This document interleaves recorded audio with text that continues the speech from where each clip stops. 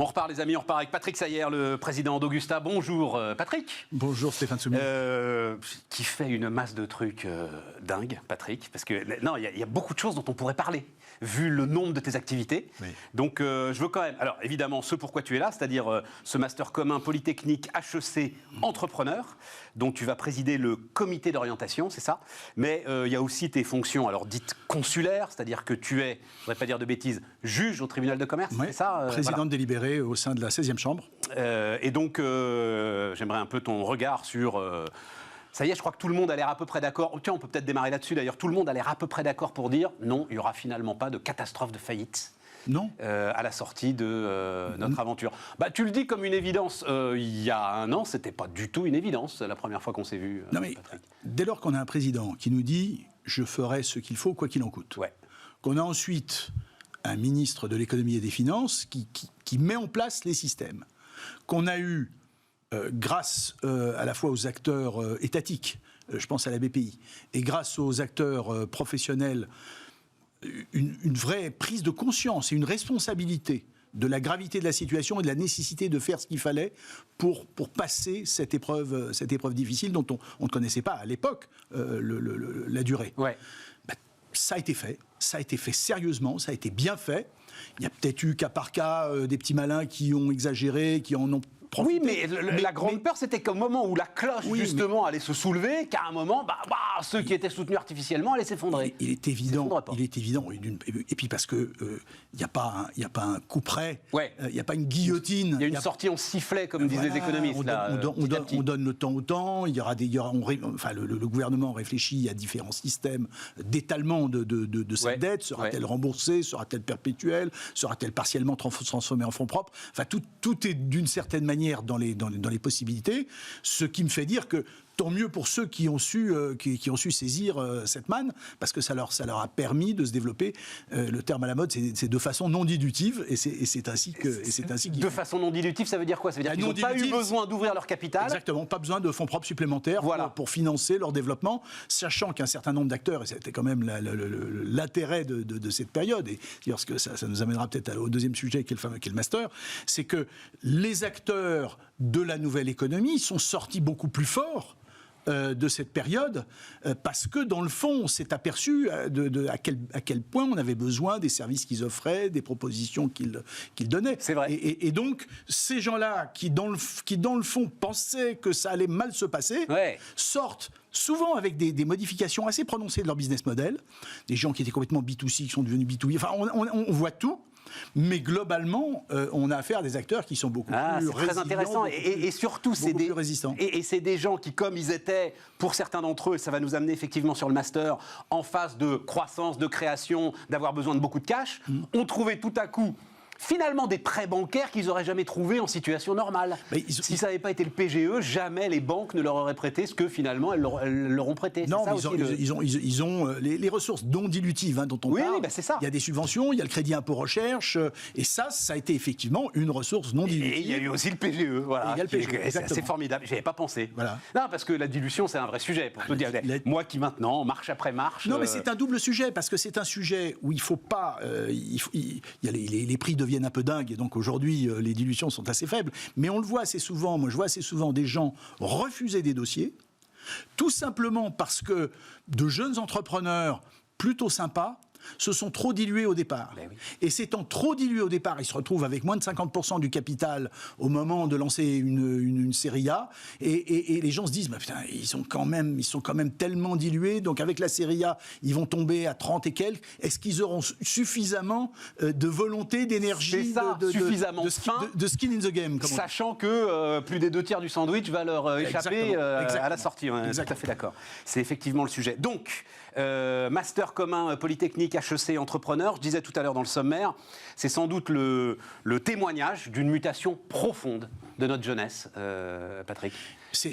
Déjà... Il y a 15 ans, un gars qui sortait de Polytechnique, il n'imaginait pas devenir entrepreneur et monter sa boîte. Alors, de Polytechnique, non. Mais ce master, il existe quand même depuis 40 ans. Donc, rendons... D'accord, mais à vous... mais rendons à César ce qui est à César, et notamment, puisqu'il venait au départ du côté HEC, et quelqu'un qui a été sur ce plateau, je l'ai croisé il n'y a pas si longtemps, qui est Guillaume Poitrinal. Guillaume Poitrinal est un élève de HEC entrepreneur, Polytechnique HEC entrepreneur. Alors, il y a eu une fusion qui s'est réalisée dans les dernières années, où il y a eu d'un côté la volonté de pousser l'entrepreneuriat côté HEC, et puis le côté technologique de l'école polytechnique qui poussait un master qui était un master très, très deep tech. Recherche fondamentale.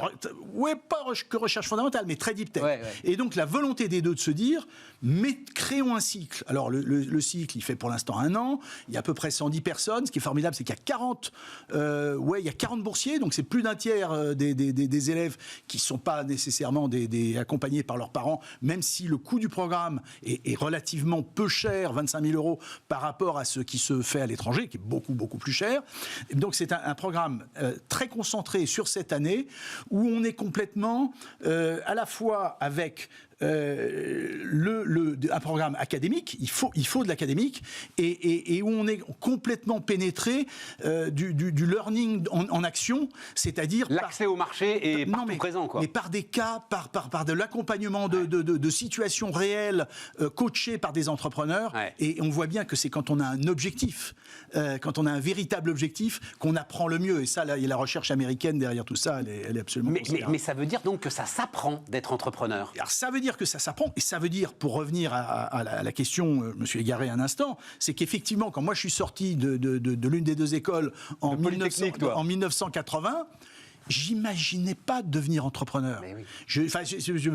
Mon père l'était, mais je n'imaginais pas. J'avais d'un côté des grandes sociétés, j'avais des offres chez Saint-Gobain, chez IBM, et puis finalement j'ai été dans un truc qui n'existait pas à l'époque, qui était la banque d'affaires. Enfin, j'étais quasiment l'un des premiers polytechniciens à aller dans la banque d'affaires. Bon, ça a été ensuite un truc visionnaire. Ça a été un truc formidable. Visionnaire. Mais l'entreprise, on n'imaginait pas. Or aujourd'hui, avec la transformation de l'écosystème, avec le fait qu'il n'y a plus que les banques, il y a du crowdfunding de tous les côtés, il y a du seed, on peut même trouver des obligations, il y a tout un système, avec les taux d'intérêt qui sont ce qu'ils sont, qui donne des ressources à ces entrepreneurs, et on s'aperçoit qu'être entrepreneur, c'est quand même pas simple. Il faut des qualités de chef. Moi, je me souviens, quand j'ai pris la présidence de Raseo, j'ai lu les livres du général de Gaulle, parce qu'il y a... Mais tu te marres. Mais le général de Gaulle, le fil de l'épée que je recommande à tout entrepreneur... C'est quoi ça, le fil de l'épée? Parce que je n'ai pas la bibliographie en tête. Le fil de l'épée, c'est avant les mémoires. C'est dans les années 30, ça, le fil de l'épée? Non, même pas. Je crois que c'est dans les années 20. Enfin, peut-être même, je dirais une bêtise, qu'il a commencé à l'écrire quand il était en captivité, puisqu'il a fait de la captivité lors de la Première Guerre mondiale. D'accord, c'est l'entre-deux-guerres, le fil de l'épée. Le fil de l'épée, c'est l'entre-deux-guerre. Mais c'est un vrai manuel de chef. Mais à part des lectures comme le général de Gaulle... Mais tu peux pas, Patrick, enfin, on est au XXIe siècle. Mais justement, qu'est-ce qu'il faut apprendre? Et d'ailleurs, dans le master, ils ont... Ils lisent de Gaulle. Non, ils lisent peut-être pas de Gaulle, encore qu'ils devraient, mais ils passent quelques jours à Naval. Parce qu'ils sont confrontés à des officiers qui, dans des situations réelles, ont des choix de commandement à effectuer. La première chose quand on est entrepreneur, c'est, tu le sais, tu le vis, tout te remonte, qu'est-ce que tu décides et comment tu décides. Donc savoir décider comment on s'entoure, est-ce qu'on est entouré, est-ce qu'on le fait seul, est-ce qu'on le fait, c'est la première chose. Je vais me permettre, Patrick, je vais te dire un truc. Le premier truc en tant qu'entrepreneur pour moi, c'est organiser pour que justement tout ne te remonte pas. Oui, alors, mais c'est ah bah oui. Non, mais c'est une façon de gérer. Ça fait partie de la façon de gérer, de ne pas avoir et de s'entourer de gens de qualité justement pour pouvoir déléguer des décisions importantes. Mais ça, c'est la première chose. Ensuite, on est dans des entreprises qui se transforment radicalement. Ouais. Et donc, on est permanence dans la conduite du changement. Ouais. Comment est-ce qu'on réagit par rapport à cette conduite du changement? Comment est-ce qu'on s'adapte? Et puis ensuite, on est dans un système où, par moment, ça va formidablement bien, puis par moment, on se prend une grande baffe sur la figure. Où on a 6 mois où rien ne va, où on se prend que de la mauvaise écume. Bon, comment piloter par temps d'échec? Et comment tirer de l'échec une source d'opportunités. Ils ont parmi leurs stages, pardon, je termine, ils ont parmi leurs stages un programme où ils accompagnent des administrateurs judiciaires qui les mettent en situation réelle sur des entreprises pour aider des entreprises sur lesquelles travaillent un certain nombre d'administrateurs judiciaires à rebondir, et ils présentent leur projet devant des juges au tribunal de commerce. Donc, ils apprennent l'échec, ils apprennent... Combien de temps dure le programme ? Seulement un an. Un an. Ça évoluera peut-être, pour l'instant c'est seulement un an. Ça fait beaucoup de choses en un an quand même, de tout ce que tu viens de décrire là. C'est très intense. C'est intense. Hein. Alors, mais donc ça veut dire, les gars, c'est quand même à la base des chercheurs, c'est-à-dire ils font tout ça pour ensuite faire de leur domaine de recherche mené dans le cadre de l'école polytechnique une entreprise. Non, ce ne sont pas des chercheurs du tout. Il y a 3 tiers. Il y a un tiers de polytechniciens diplômés, il y a un tiers de diplômés d'HEC, et il y a un tiers d'autres. Tu retrouves de tout, tu retrouves des architectes, on retrouve des donc élèves... c'est plus mode MBA, en fait. Des élèves de l'école hôtelière de Lausanne. Et l'idée, c'est de les mettre par trinôme, assez régulièrement par trinôme, pour apprendre tout ce que je viens d'évoquer, en les mettant en situation réelle. Mais qui n'est pas forcément en lien avec la recherche de pointe telle qu'elle peut se faire aujourd'hui à l'école polytechnique. Alors, il y a deux modes en parallèle. Ça peut ou ça peut pas. Il y en a un qui est plutôt... Il y a un cursus qui est un cursus plutôt deep tech. Et il y a un cursus où on travaille plutôt sur les modifications des marchés. Donc ça, ce sont des boîtes qui sont moins technologiques que les premières.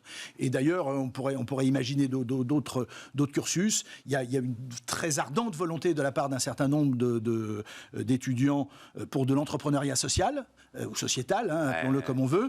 Est-ce qu'il faut peut-être... Bon, c'est pas à moi à décider ça, mais je dirais que c'est quelque chose qui montre le changement du système dans lequel... J'adore ta phrase, c'est pas à moi à décider ça, c'est-à-dire que tu as ton opinion sur le sujet, mais en même temps on voit le monde et on voit les jeunes générations qui sont en train de bouger et qui font vaciller toutes nos certitudes là-dessus, Patrick. On est d'accord. C'est très impressionnant, très impressionnant. Et alors j'avais un dernier point, il nous reste 3-4 minutes, parce que quand même investisseur, président d'Augusta... Pardon. Vas-y. Non mais encore, il faut... La preuve de la valeur de ce programme, c'est les sociétés qui en sortent. Alors, mais voilà, c'est ça. Voilà. Tu prends Doctolib, tu prends PayFit. Comment ça, Doctolib, il est sorti de... Il est sorti de... Tu prends PrepFit, tu prends Frishti, tu prends Front, tu prends Shift, j'en oublie sûrement. Donc, Julia, elle est polytechnicienne sortie de ce truc-là ? Non, ils ne sont pas nécessairement polytechniciens. Ils sont, encore une fois, pas nécessairement ni polytechniciens. Je ne sais pas ce qu'elle est précisément, je n'ai pas regardé. Elle est extraordinaire. Voilà. CV, ça, c'est un truc qui est sûr, elle est extraordinaire. D'accord, le programme sort de ça. Le programme sort des entreprises de très grande qualité.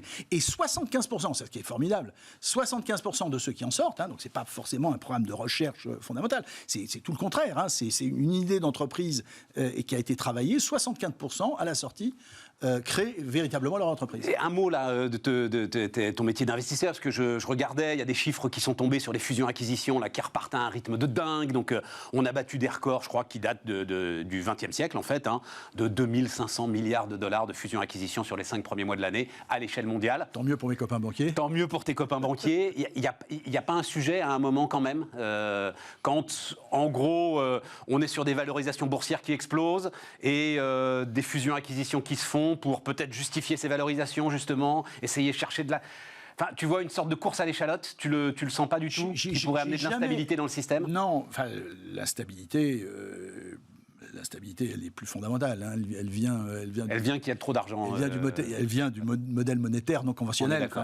Et pour l'instant, chaque fois qu'on parle... Mais justement, ce serait chaque fois qu'on parle avec un banquier central, il se veut rassurant. Donc, je n'ai pas les compétences d'un banquier central, mais chaque fois que je parle à l'un ou à l'autre, il se veut formidablement rassurant. Donc, pour vous, Sadour, comme disait la mère de Napoléon. Mais je n'ai jamais fait, parce que le sujet sur les bulles de M&A, je l'ai regardé, j'ai jamais tiré de corrélation précise entre les bulles de M&A et les difficultés sur les marchés. Les difficultés sur les marchés, elles viennent d'autres choses, elles viennent du Covid, mais elles ne viennent pas nécessairement des bulles de M&A. Et on voit aujourd'hui, ce qui est très intéressant sur ce marché de la M&A, je peux en citer une rapidement, on voit des entreprises de la nouvelle économie commencer à acheter des sociétés de la vieille. De la vieille. Prends Wind qui la semaine dernière a acheté Simag, qui était une filiale de boîtes que je connais pas. Ils font quoi, Wind? De la BNP. Wind, ils transforment. Ce sont les acteurs de la digitalisation des points de vente physiques, de la caisse et de la digitalisation. D'accord. Ils achètent une filiale de la BNP. Ils rachètent Simag qui venait du groupe Laser, Cofinoga, etc., qui est spécialisé effectivement dans les caisses. Et donc on a un nouveau mouvement qui se rajoute, si j'ose dire, au mouvement traditionnel, qui sont ce mouvement des nouvelles sociétés qui se positionnent sur l'ancienne économie pour leur donner, pour les transformer. Merci Patrick. Merci Stéphane Soubier. Patrick Sayer, tu étais là le premier jour. Patrick, demain ça fait 1 an. Eh bien c'est formidable, bravo, voilà. Demain on aura 1 an de Bismarck et still standing, comme disait l'autre. Voilà. Patrick Sayer était notre invité sur Bismarck.